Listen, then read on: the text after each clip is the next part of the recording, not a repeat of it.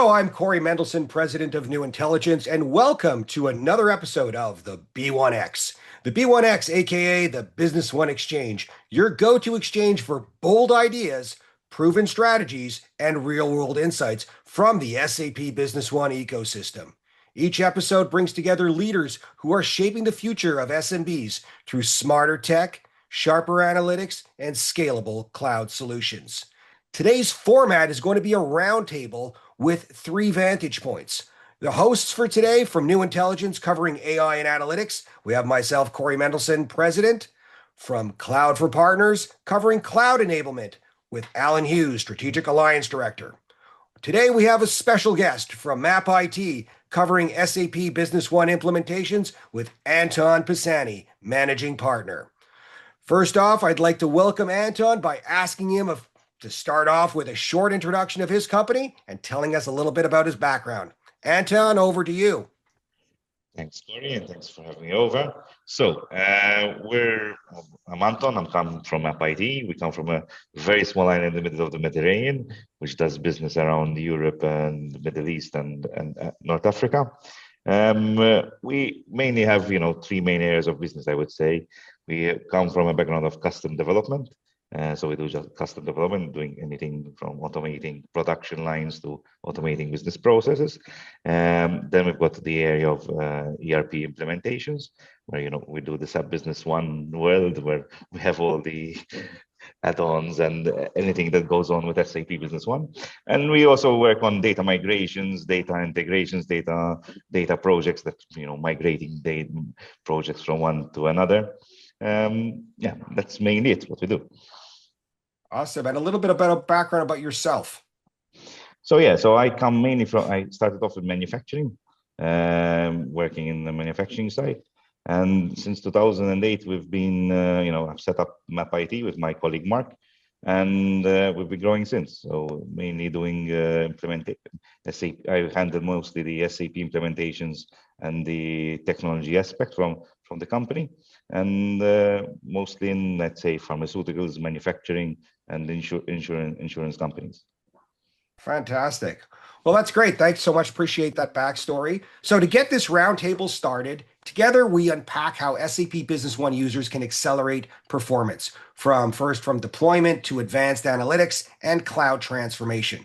So whether you're optimizing operations for scaling for growth, this episode is going to deliver the clarity and confidence to move forward. So in our first segment, we're going to ask the question, why SAP Business One still wins for small and medium-sized organizations. So the questions that we are going to address together are going to be around the lines of what makes SAP Business One a smart choice going into 2026? What are the common misconceptions business leaders have? And how implementation, analytics, and cloud elevate the Business One experience? So maybe we'll start off with Alyn and take it away. Well, fine. For me, the important thing with SAP Business One is that it's very, very proven in execution. It's been there a long time. It's not an old product that's been welded together with another product and put a nice fresh coat of paint on it. It's really good out of the box for so many different industries. And when I talk to in my old role on Ascari, when I was in the direct side of the business, when I was talking to prospects around, well, why should we investigate SAP Business One when there's this, that, and the other out there? It's all around being able to actually demonstrate that we've already done this. And if it wasn't us, other partners in the same ecosystem have already done this. We've got proof, we've got evidence, we have customers that will give us case studies. And there's a lot of businesses out there that are taken with the new nice glossy solutions that sometimes come out that I really have no substance or less substance. So for me, it's about the partner network and the fact that the system has been out for such a long time and proven in use. That's why it's still relevant. Great. Anton, maybe you could kind of chime in on your side. Yes, I would, build up on what Alyn said, but mainly I would say usually SAP Business One, it's tailored for small to medium-sized businesses. We've got clients who are just one person to clients with over 1,000 users running the same software. It's an enterprise level structure. Okay, without having the complexity of an enterprise level ERP. So it gives you the way to go in immediately into running your business with everything out of the box from within SAP. Right, absolutely. And from our perspective, we feel that the analytics elevates SAP Business One. It gives SMEs enterprise grade structure without the overhead, but the real unlock is when you layer in analytics on top. Suddenly your ERP isn't just recording transactions, it's really driving decisions. And one misconception that I hear quite often is that analytics is a nice to have, but in reality, it's really the difference between reacting and anticipating. So when the implementation is clean on the SAP Business One side, analytics is actionable, the cloud is secure, and then you've got a system that really scales with you and not against you.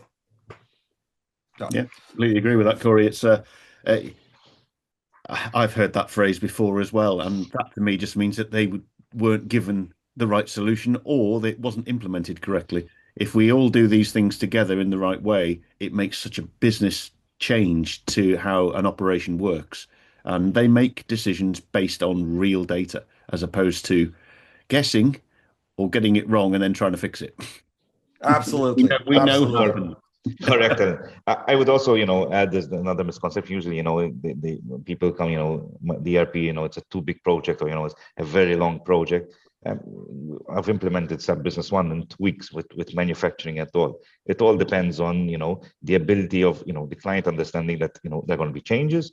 There's change management involved, and the ERP is not the most when we go and implement, it's making sure, guys, there's a change management process in place. Let's make sure to get everybody on board, and we can go live smoothly as long as everyone is pulling up his feet and understanding, look, guys, let's go ahead and move to a new system. Yeah.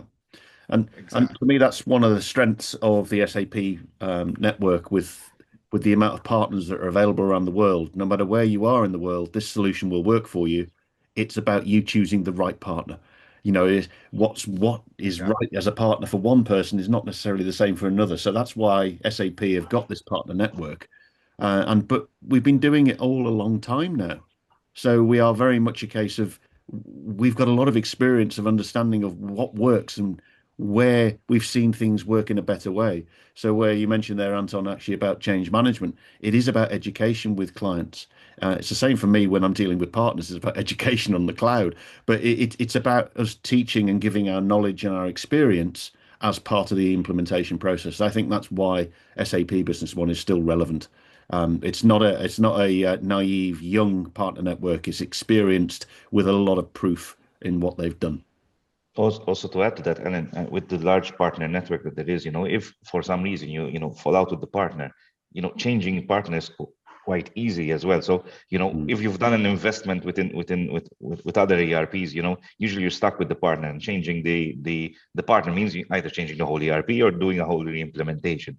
Yes. In the jurisdiction we get lots of companies coming and setting up companies here locally, and for us, it's within a week we're up and running, even days, even less, within hours, where we're taking over an implementation done by someone else and handling support immediately, and that gives us the flexibility, and peace of mind for long-term investments, especially when you're. I usually say, the ERP implementation, when you're implementing, we're doing an open heart surgery while you're running a marathon. And that is, you have to keep everybody running, and it works. Yeah, no, I agree. Just going back to the initial question, Corey, this is exactly why SAP Business One is still valid. And, I'll put both hands up in the air here and say, it's not necessarily always the right solution for everybody, but it should always be considered because it is really relevant in today's marketplace. Right. No, absolutely. I totally agree. So for our next segment, we're going to talk about real business outcomes from analytics. So the areas we're going to address here together are KPIs that actually drive decisions, not just dashboards, a before and after story from faster month end, better inventory, improved margins, and how analytics helps leaders ask better questions. So I'll start it off, given that's my forte of area where I kind of get involved. And so we really want to have KPIs that drive action. So we like to focus on KPIs that answer real business questions. What's driving margin erosion? Where are we overstocked? What's delaying your month end close? So I always use an example. We had one client that went from a 10-day close cycle to 3 days, or where inventory turns were improved by 15%. That's really not just a dashboard. For us, it's more of an operational lift. And the analytics really helps leaders ask better questions. It's not just what happened, but why did it happen? And what should we do next? So I'll pass it over to Alyn. Yeah, I completely agree. I think we've all heard stories in the past. I've worked in ERP for over 20 years now, and I think that the days of IT having the old discs of whatever BI tool they wanted to use getting dust on a shelf because they were too frightened to install it. Those are things I've heard in the past and experienced. So I think nowadays with better tool sets, easier to implement tool sets, but giving that information willingly to any end user before an issue necessarily comes to fruition, I think is key. As you touched on at the very start of this conversation, Corey, I think Business One is extremely good at collating all the information you need in a business to make a decision on, but it's still not as powerful as then being told, well, these are the key areas you need to actually work out what you need to do to solve the problem. Whether that be manufacturing, whether it be around MRP and goods in and out, whether it be something financial, anything as a business that's relevant to them, we can help together, can't we? We can help them identify what their KPIs are and then start working on how analytics can help them make decisions more quickly. And I think that's the key thing. It's if it's just a reporting tool, SAP Business One already has reporting. We want more out of a BI and just a dashboard or a report. We want something that's proactive, that's going to help a decision being made that makes a phenomenal difference to the way that business is operating. Absolutely. To add to that, and then I think also now with the addition of AI within the reporting tool as well, it gives automatically the end user what you've done the basic AI, KPIs to show him on screen. But the minute then he sees that data, the user, how can I do this? What other information can I get? And just by typing in that information is given to the user immediately. He doesn't need to go to IT. He doesn't know going to ask where can I get, how can I get that data? Now he's just writing it down and getting that information back. I think that big step is going to improve users' experience and taking decisions from there might quite quicker. No, I know, and I think that the days of business intelligence itself being really expensive and hard to set up, and quite a lot of the time it didn't get set up because people didn't know how to build the cubes to actually make the things work in the first place. Nowadays, we don't have those problems. We have a much simpler solution or solutions, and we can use AI to really make better decisions more quickly.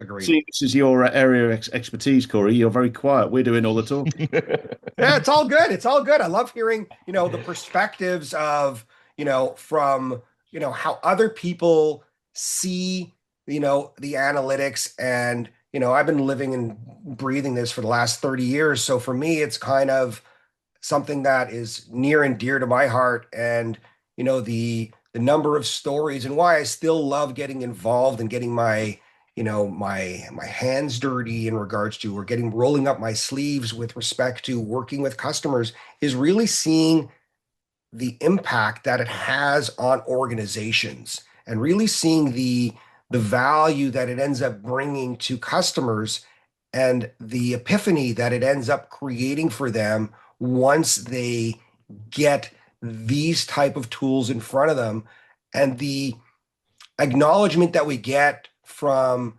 customers where they say, I don't know how I was running the business before. This makes things so much easier. So it's almost like that hindsight is 2020.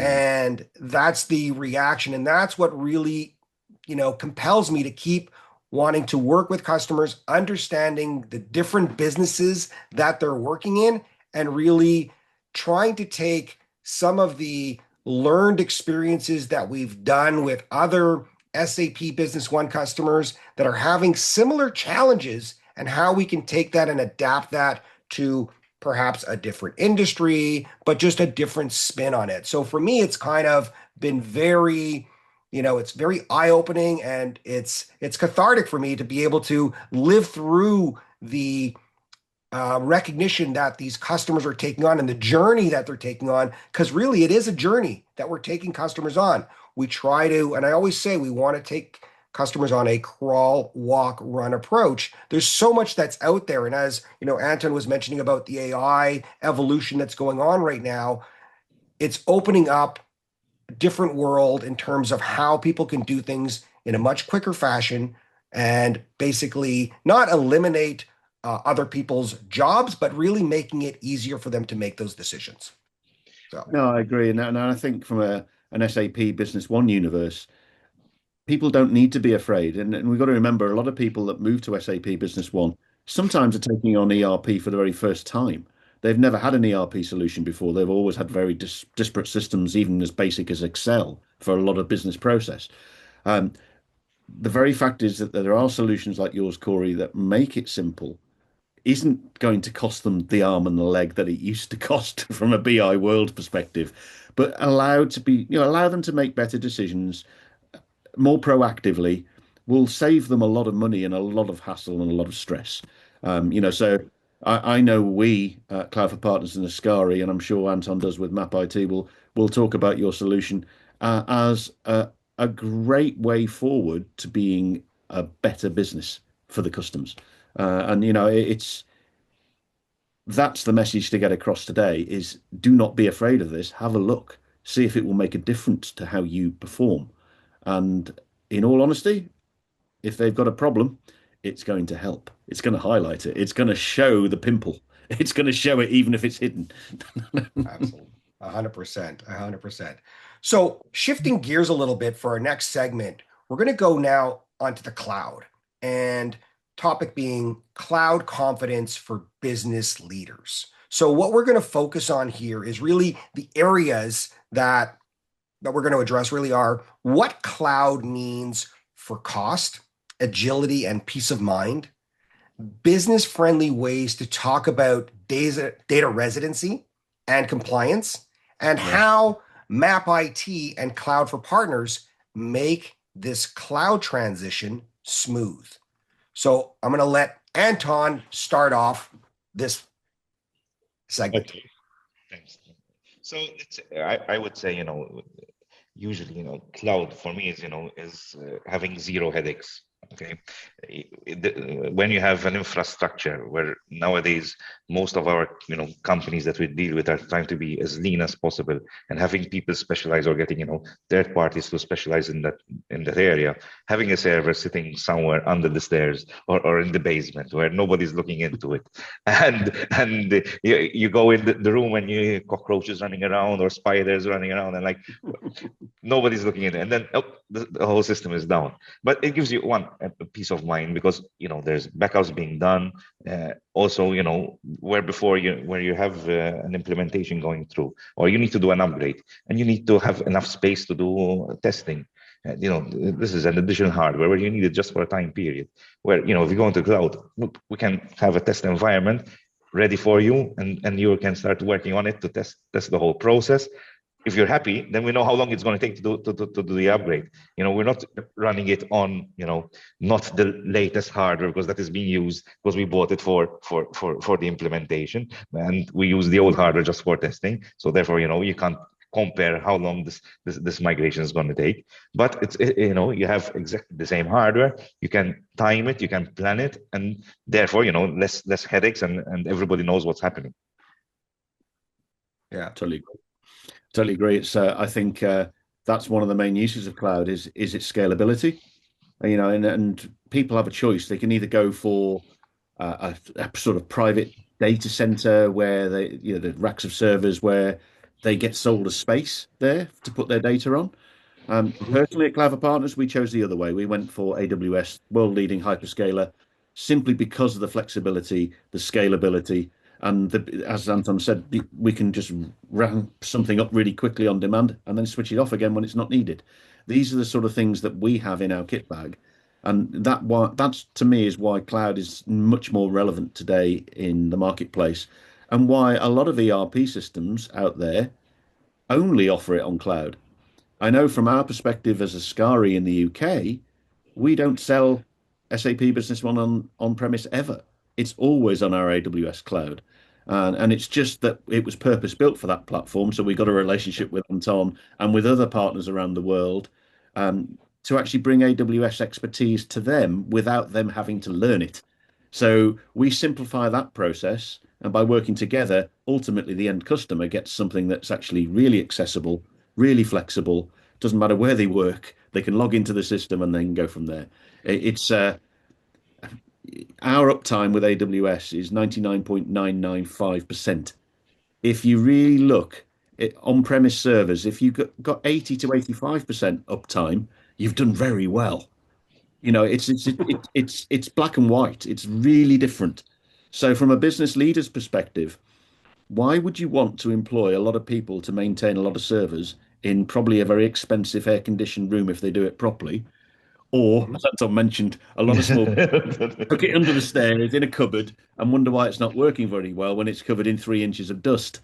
So it's about giving the latest technologies that the big businesses out there have taken advantage of for years is now available for small and medium-sized enterprises.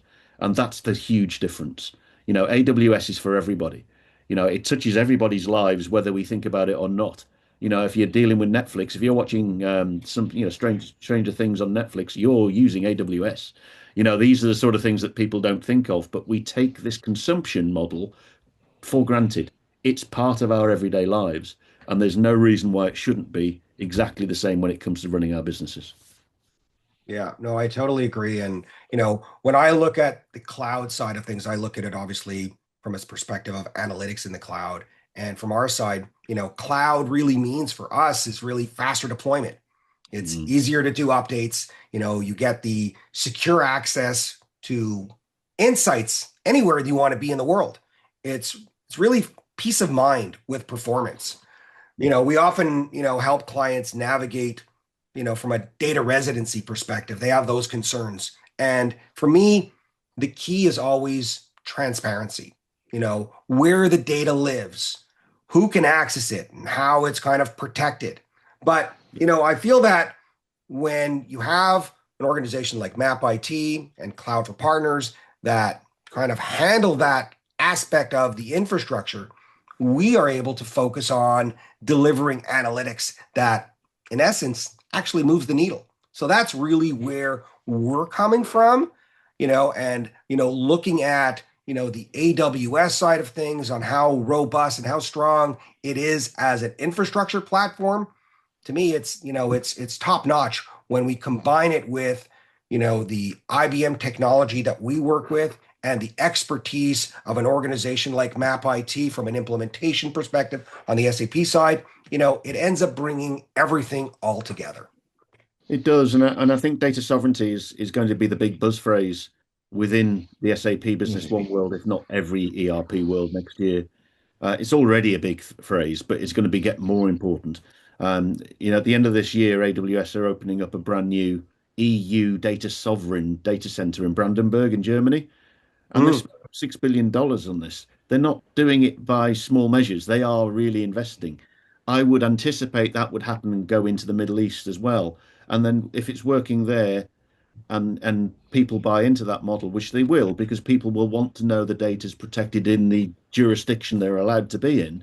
I can see it going into Africa. We've already got a lot of control in the States and in Canada anyway. It's just going to be more and more important. And this is where cloud can really help, because what you don't want is data to be accessed by somebody who shouldn't be able to see it. And that's always a major concern for most businesses. So AWS is certainly helping in that respect. I'm sure others are too, but it's a main focus of AWS. Absolutely. Absolutely. So moving on to our next segment, it's an interesting one because it's all the rage right now. It's what I like to term as AI that's practical, not just hype. So the areas that we're going to cover on this are kind of examples of AI that save time or reduce risk. Some things like, forecasting or anomalies that are coming out, natural language queries over SAP Business One data and what's possible today, and how governance and controls are built in from the start. So given the fact that this is, again, one of my areas that I'm kind of talking to a lot of customers today, I'll lead it off by saying, what works today in terms of AI? It's such a, encompassing area that everyone and anyone is talking about AI across the board. All platforms are integrating this in various shapes and sizes. And what we're seeing from an SAP Business One perspective is we're seeing real traction with AI-powered forecasting and maybe anomaly detection. It's not just technology. For us, it's really a form of risk reduction. And when we start talking about natural language, I have to say this has been a game changer, from the perspective of what people are able to do and from the perspective of what the business users were able to do before, or how they went about doing things before, to what they're doing today. And I speak to customers regularly and I tell them users are asking these questions, whether they're sending it in a Teams message, whether they're sending it in an email, whether they're asking it verbally to people, they're sending a text message to people. This is going to allow the business users to be able to ask the question within the AI engine and be able to get the answer without having to ask someone else. So it's really giving them information at their fingertips. A finance manager can ask a question like, which customers are getting or causing the highest risk with regards to overdue payments, and really just get an answer instantaneously. So that's been really the power. And from a governance perspective with IBM technology, the governance is baked in. We design these AI dashboards with role-based access. There's audit trails and clear data lineage from day one. So that's really how we see things with respect to AI. Alyn, what's your take on that? Well, I think there's a lot of myths around AI. It's going to take everyone's jobs away and we're all going to be sitting like bums on a beach, which for Anton is absolutely fine because he's nearer the beach than I am. I think there's definitely a really strong place for using AI within the SAP Business One world, but it isn't always necessarily in SAP Business One. It can be, and it will be. It can be in add-ons, as you've just suggested there, Corey, with regards to your solution. But I think just generally utilizing the AI tools that exist out in the ether, I think businesses can get smarter generally. And I don't think it takes away a person's role and knowledge. I think what it does is enhance it. Now, I've been working on our marketing information and delivery for next year. I'm using AI tools to help me with that because it means I get results faster. Now, working within SAP Business One, there are solutions out there. Some work better than others, but it's really a case of it's what you're looking to drive out of it. I think where your solution, Corey, is interesting is that not only are you getting actual, should we say, intelligent results about where an issue lies or what to solve or what's working well is just as important. It's also making proactive recommendations about what you do to actually improve things further. That's massive. I think the actual idea of just necessarily processing a sales order a bit faster in Business One, yeah, that's probably if you're processing thousands, that's great. If you're processing five a day, it's not so relevant. So it's about decision making and it's about actual results of what people get from an AI tool. That's important. So it's about throwing some of it into out of the window. To me, it always depends on the requirement of the client.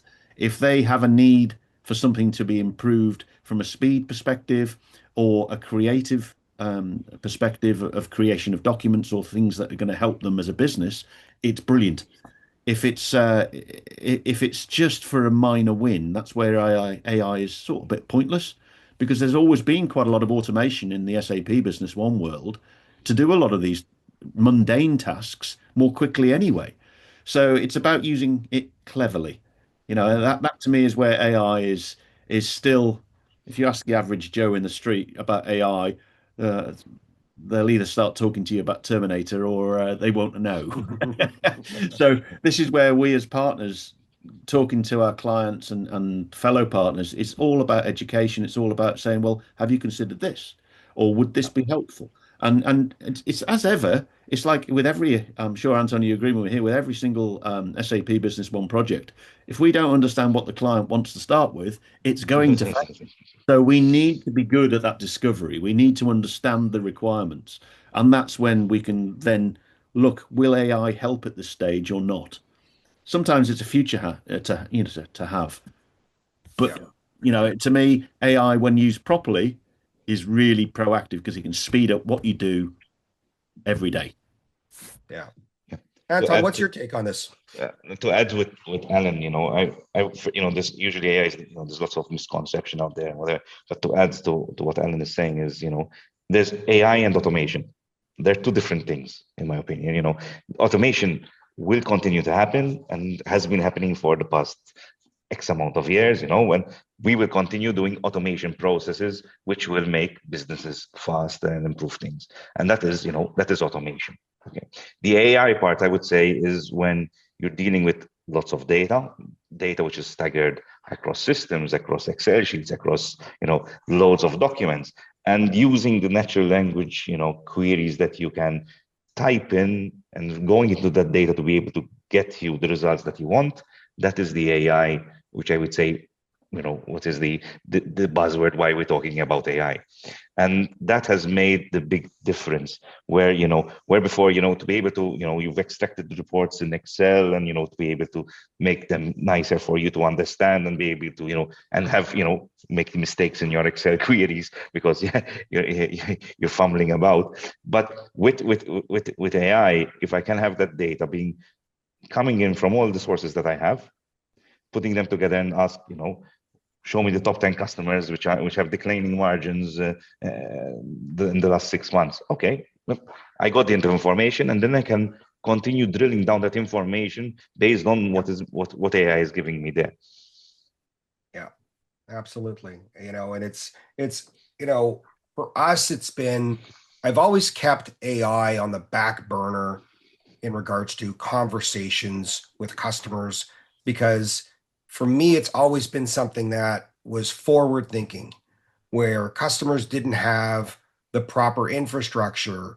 And, we're always trying to take customers on what I always call this journey, and I always use the term that crawl, walk, run approach. And I've always kept the AI piece because it's been around, in the IBM side of things for many years. But at the end of the day, if a customer didn't have a solid foundation for standard reporting, why am I going to start all of a sudden introducing this AI concept to them? It was just, and again, we're not going back that long ago where I had this mindset where, I can show this, but it's like, it was more of a, a feature, more of a nice to have, but not needed. Now, with the way the market has pushed AI to the forefront, and now this is what's getting people's attention to be able to start seeing the bigger picture of where they can go. Now it's almost leading, the start of the conversation, and not just for us from an analytics perspective, but in all other areas and all other solutions. That's where everyone is leading. So it's really changed the dynamics on how we approach and how we start talking to customers. Because, like I said, it's been game changing in regards to how people are selling today, how people are showing things. Because if you're not talking about AI from in your solution, people don't want to hear from you. It's really, and again, I look at it from the perspective of it's been a shift change within, I would say, in the last 6 months, things have been kind of gangbusters in respect to that. So it's just a very different world that we're living in right now, and It is, positive. that can be part of the confusion, though, for the average person in an average company, and the fact that AI is just this huge, great big thing. Where do you start? And you've got to start simple and grow, and Exactly. taking on something that because it's got AI isn't necessarily good for you or your business. And, you've got to have your cores in place. You've got to understand that what you've got as a system is actually operational and going to do you a lot of good. Then you can use AI to make it better.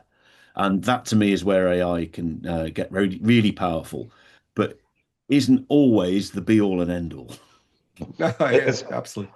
as an example, we've developed an add-on which does the whole, let's say, automation process from a sales and distribution company, where you've got routes, you've got people that are delivering to routes, making sure that they're delivered on the right day, etc. And this is, let's say, we've done this automation process to automate as much as close as possible, so then users can start identifying the problems. Start identifying, hey, like before we had a client who, if someone calls, your driver has not delivered my products, and they would just send them again, without even having the time to check if they've actually been delivered, have been signed, etc. So we've developed this add-on for a number of clients, and it's working well. But now with the additional AI on top of it, we can say, okay, which clients are causing the most problems? Which clients are calling us, using us as their own warehouse? They're not storing anything, but the minute that they sell one tube of toothpaste, they're calling us, I need another tube of toothpaste. And I'm going there every day with one tube of toothpaste because they're selling one every day or one every hour, because we've become so efficient to send the details immediately. So they are starting using us as our warehouse, and I'm just going there with one tube of toothpaste. So this would, with the addition of AI on top of that automation, has made the client be able to understand where are their bottlenecks and where they could improve, to be able also to improve their processes accordingly. Absolutely. Yeah, I think you're right there. It's actually quite important as a business to actually make sure you understand who not to trade with. Very much so. Awesome. So moving on to our next segment, I want to look at it from the perspective of what a joint win could look like. And let me set the stage for that. So I'm going to put together a hypothetical scenario where we have a mid-sized distributor with reporting and compliance pains, and MAP IT is going to re-implement Business One with the clean data and sovereignty controls. Cloud for Partners is going to migrate things to AWS with what I'm going to call peace of mind hosting. And NewIntelligence is going to add the AI-powered dashboards for faster decisions. So at the end of the day, the result is going to be faster close cycles, better inventory turns, more confidence from a compliance perspective. I'm going to open that up and let Anton kind of start the ball on that one. How does that look for you? I think that is, the recipe for the greatest implementation ever we can have. Like, as if once we get, the three of us working all together, and we've done as well in the past, it gives us, once we're implementing, we know how we work, and we worked very well together. So when it comes to, implementation, it doesn't need to take weeks or months. We can do it quite quickly because we're speaking the same language together.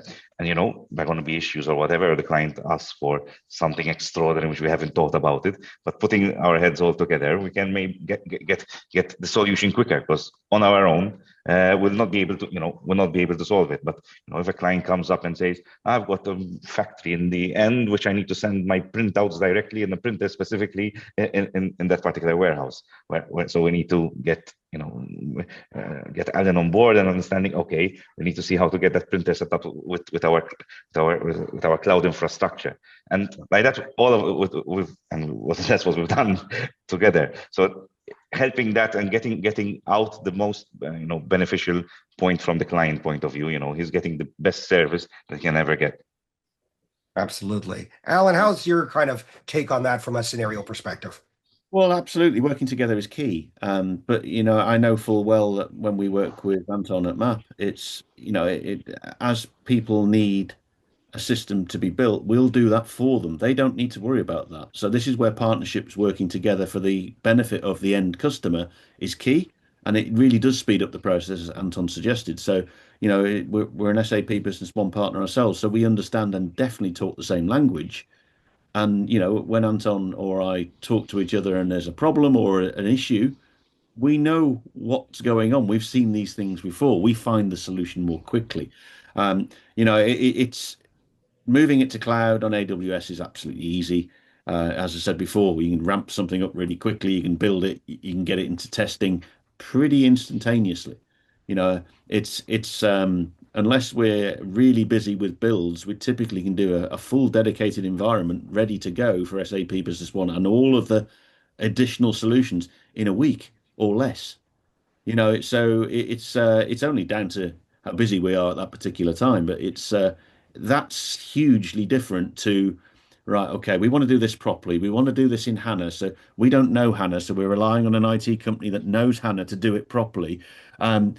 Should we get some sort of mirroring going and get 3 lots of HANA servers set up, and then suddenly the costs are going so catastrophically high, the project's cancelled. So it is about the partnership we have, and that sort of triangle you mentioned at the start here for us.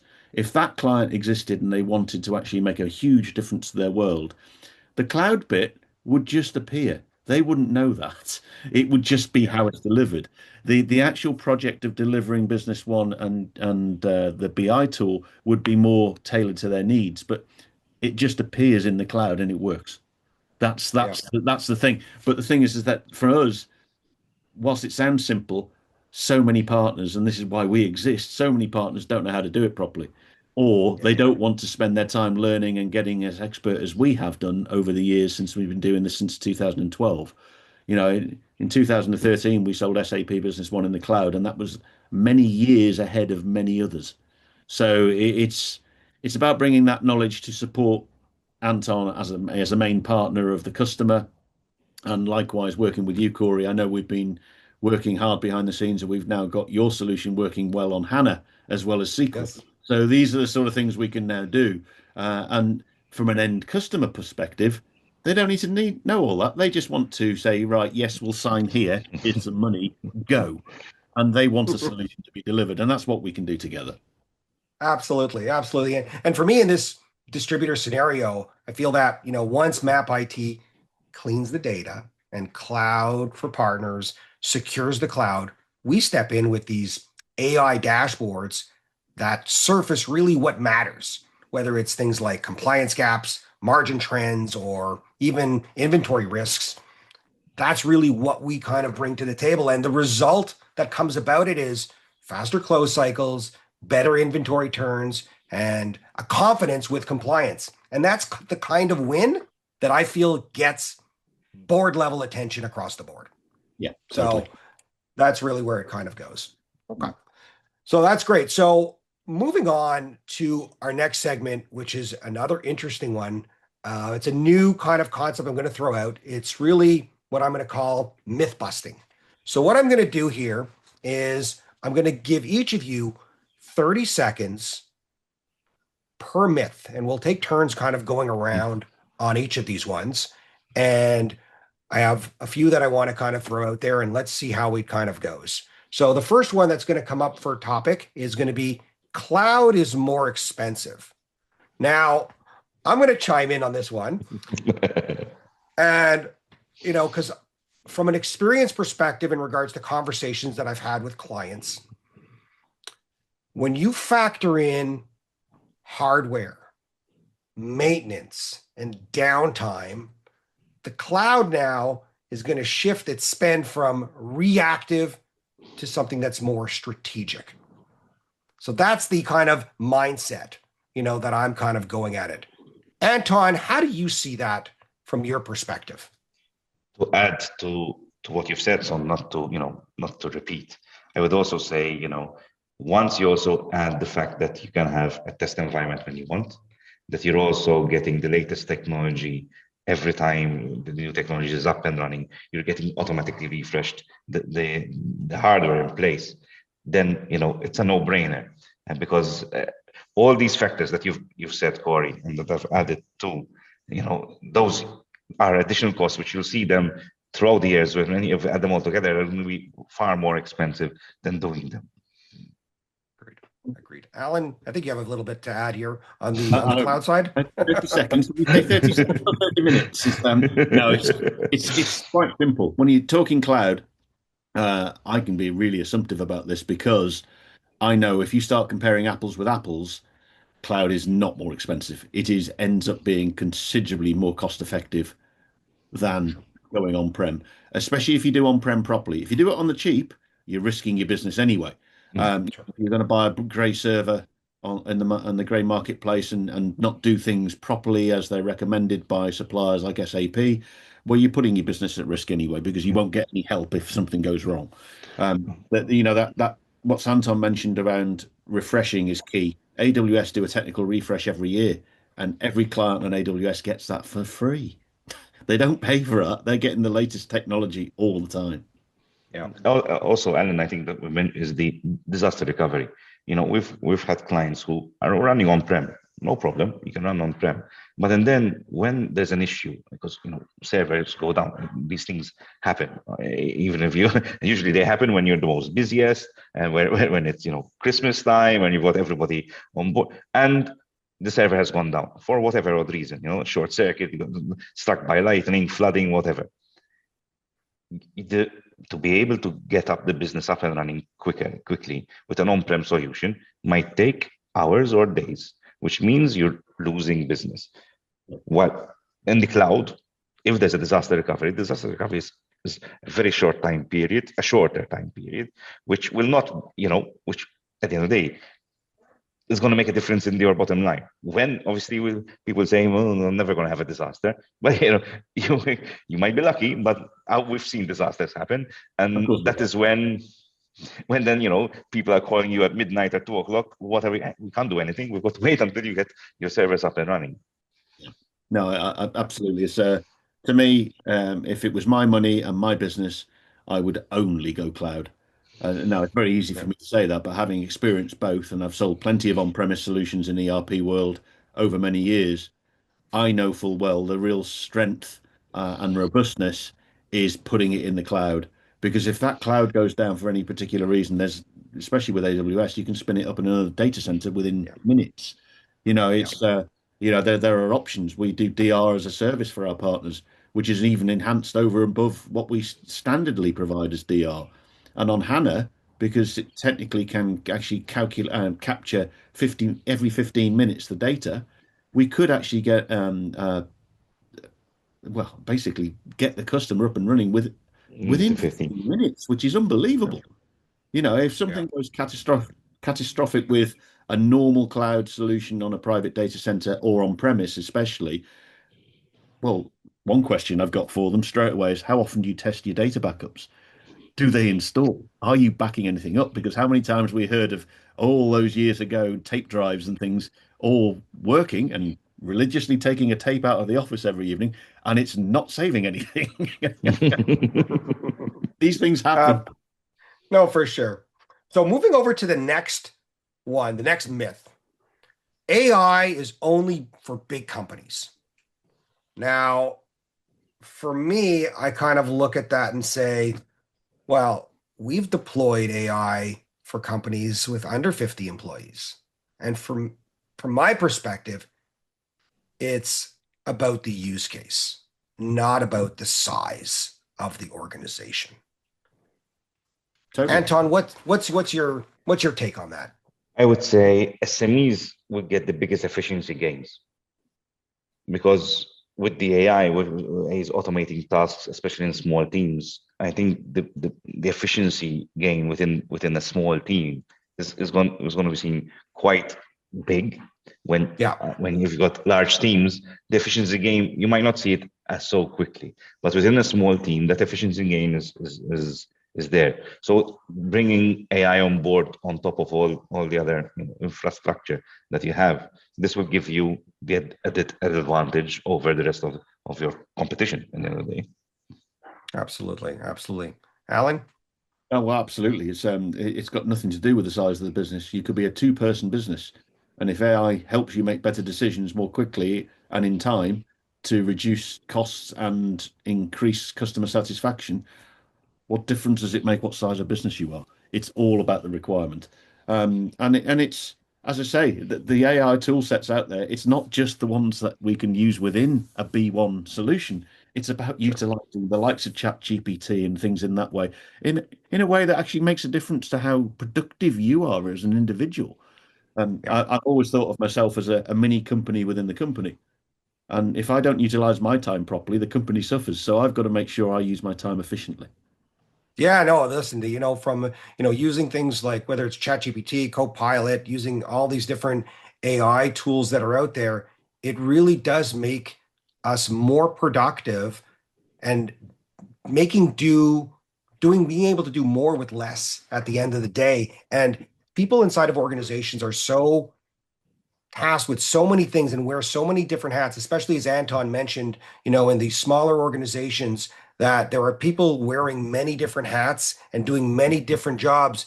The AI capability is just going to streamline things and make things that much easier to be able to push out, and can give the appearance of being a much larger organization because of this AI capability. So it's not just for big companies. It's really how you want to really make use of that. It certainly is for big companies, but it's for all companies. That's the most important thing. Yeah. So another one that's obviously near and dear for me is, dashboards equals decisions. And when I look at that, I kind of say, well, dashboards for me show the data, but the decisions that are going to be made is coming from the context, whether it's the key performance indicators and giving the ability to drilling into the why of that information that's showing up. So when you're looking at that from that perspective, Anton, how does that kind of resonate with you?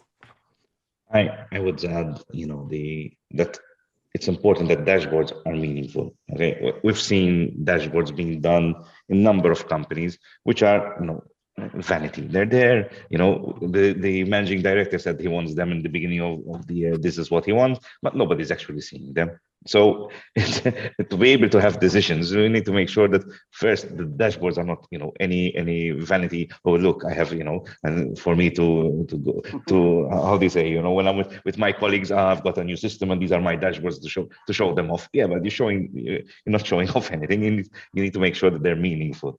And then, if I can, with those dashboards that I'm getting on viewing, I can question my business from there, which will then lead to real decisions to how I can run my business. Then yes, then that would make sense from where dashboards equals decisions.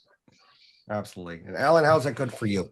Oh, well, I think Anton's spot on, really, because we've all seen dashboards that are very pretty and deliver nothing.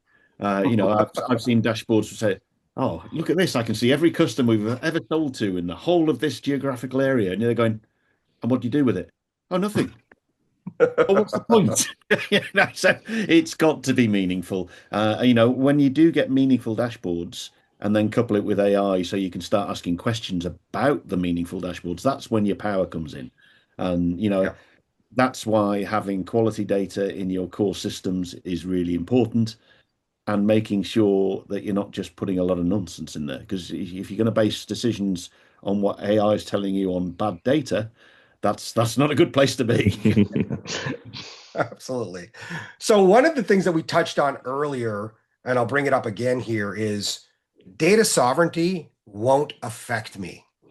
Now, when I look at that, I say, okay, it won't affect you until it actually does. You know, we've seen audits triggered by unclear data residency. For me, it's data sovereignty. It's not optional. It's what I like to refer to as foundational. So, Anton, what's your perspective on that? So what it's going to affect us. There's no, and people are being more cautious of where your data is, especially, unfortunately, with the way the world, geopolitics within the world. It's going to affect us one way or another. And if companies prepare early, then it's not going to be an issue. We've already started having, clients automatic when they come to ask us, if we're going on the cloud, where is it hosted? Is it hosted in Europe? Is it hosted in US? Is it hosted in Asia? And so they are asking for that peace of mind as well. We had a client a couple of weeks ago, something, we at the moment we've had our implementations obviously being handled in Africa. But there's so much data latency that for us to be able to extract that data is taking too long. We need to move it somewhere closer to us. Can you do that? Yes. So there are multiple ways, not just data sovereignty, but also the impact of where the data is. How can I extract that quicker? Yeah. Alyn? Yeah, I'd say for a data sovereignty is only going to, as I said it before, but it's going to be so important. And AWS wouldn't spend billions of dollars on building a brand new data center in Brandenburg when they've already got a fully fledged AWS data center in Frankfurt, for example. We already operate from the Dublin and Frankfurt locations of AWS for Europe because they're based in Europe. But it's interesting, Anton, what you mentioned there with regards to, the latency is not that good. But this is where partnering with the right network is helpful. Like AWS, the tool sets it has there allows you to actually get your data to flow closer to the internet backbone. So we've had companies and partners in South Africa testing data from a local data center and testing from AWS based in Dublin and finding there's no difference in speed. So, it is about who you partner with. But I do think that data sovereignty is only going to get more important. Customers will start demanding that their data is held, if not in their country, at least in their jurisdictional area. So from your perspective, being in Malta, Anton, you're going to be asked about the EU all the time. It's and that makes sense. Why wouldn't you be? If your data was held in, I don't know, Argentina, people would be worried, which is, I think, why a lot of people have been concerned about these things in the past. But now that sovereign data centers are being created, where the one in Brandenburg I know is only going to be operated by EU citizens and only EU citizens, it just makes that decision to move the data there easier. And that's going to be helpful for all of us. And also the infrastructure has improved as well. So the basic infrastructure, not just of the server farms, but all the rest of the infrastructure within the countries have improved. So that also makes it worthwhile the investment as well. No, and it is changing our conversations with partners that we're talking to as well. So, for example, my colleague Chelsea's been talking to partners in South Africa and Kenya recently. You mentioned Kenya, and South Africa especially, there's a clamour to actually have the data held in South Africa if they can. So we're opening our AWS offering in South Africa at the AWS data center there. This is the power of having a global hyperscaler. Wherever it's going to be. Same with UAE. Bang, it's available. Next year there's a new data center being opened in Saudi. I have no doubt that Saudi, being the type of country it is, will want their data to be held in Saudi Arabia. That's something we can do. And that's what your average, shall we say, cloud hosting company can't if they're limited by the locations they're at. Yeah, for 100%. All right, so let's close off this session with some final comments from each of you. So, Anton, Any closing comments, final comments with regards to this podcast that we went through today? It was great speaking to all of you. I think we should do this more often. I would say, if anyone is listening out there and wants to be able to, implement SAP Business One with any add-on or automations that we've built and whatever, we specialize in all these streamlining operations, okay, and building scalable systems, as we all are mentioned. So, come and let's speak to us. Absolutely. Alyn? Absolutely. It's that to me is the important bit. We all work together as partners that help each other for the good of our customers, and that's when you find you get a good partnership. And from an end customer perspective, which I always try and think from, do I want to work with people that work well together, or do I want someone who wants to keep everything for themselves and secretive and don't let anyone else in? I know what I prefer, and as Anton said, I've enjoyed today very much. Absolutely. And for us, it's, if you're an SAP Business One user wondering how to get more value from your data, let's talk. Whether it's AI, analytics, or cloud strategy, we're really here to help turn insight into impact. So I want to thank my co-host, Alyn Hughes from Cloud for Partners, and of course, our special guest, Anton Pisani from MAP IT.